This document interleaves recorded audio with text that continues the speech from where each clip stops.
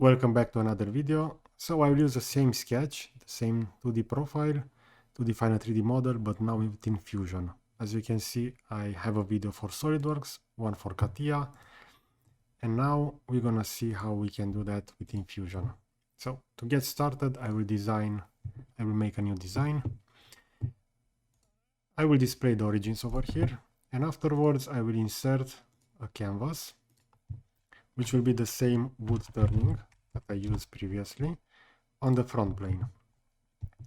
Now I will slightly increase this, and if I'm gonna go over here and check this from the front view, you're gonna see that I have to flip this vertically.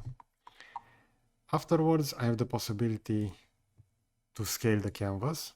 So I will expand this, right click, calibrate, and from the left side all the way to the right, I will have 500 millimeters. Now we just need to calibrate this. So I will align the point over here so that the reference of my part will be directly on this edge. And I can also align it over here onto the vertical axis. Now with this defined, I can go and define a new sketch. So within Fusion, let's see, for panning, I will hold down Control. That's the side effect of using multiple software, that some of the tools are different. So I created a line. Now I will make this a construction by pressing X, or I can go over here for construction. And now using the line tool, I will make that profile. So after doing this within SolidWorks, and now over here, I can say that within Fusion, this is the most easy, let's say, as a utility point of view, since the user interface is much more, let's say, user-friendly. I'm really curious, what is your opinion regarding this?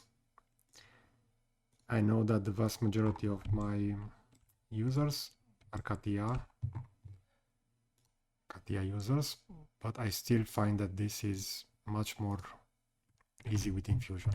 Now to add those tangencies between this spline and this one, we're gonna find them at the top. Over here as well, I'm gonna add the tangency. Again, we can slightly change those points. So you're gonna see that this will be the point and this will be the handle. We can also change that location. I'm gonna add a tangency over here as well. And afterwards, again, I'm used to press Shift, not Control for that. Now I will go and define this spline in order to define the following wheel over here. I will keep using the same spline over here, and now we're going to define the hollow cut within the wood turning. For the splines, keep in mind that you need to check that in order to have that defined. Now I'm going to trace the flat part. Afterwards, the line connecting to the bead, and over here I will define a circle. I will make the circle to be constant over here. And now I can slightly increase the diameter of that. And using the trim tool, I will cut that as well. And just like before, I'm gonna close this over here. So we're gonna have a closed profile that we can revolve. So finish the sketch, go over here to create, and this will be a revolve around the axis. And let's see, the profile will be this one. I can hide the canvas, and we're gonna see the profile over here, which we can later move to machining. I will press A for appearance. So let's see, usually A for appearance should take us over there. If not, on the body, I will right click, and we should have the possibility to go. So I have over here repeat appearance. let's see why exactly isn't appearance enabled.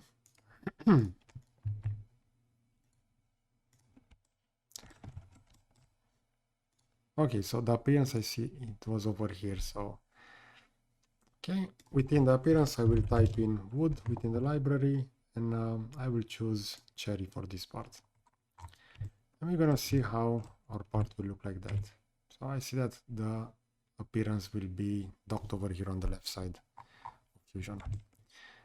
So this is how you can define the watering profile. I see that this video is half the length of CATIA or SolidWorks. So yeah, Fusion offers a lot of great utility when you are dealing with simple profiles.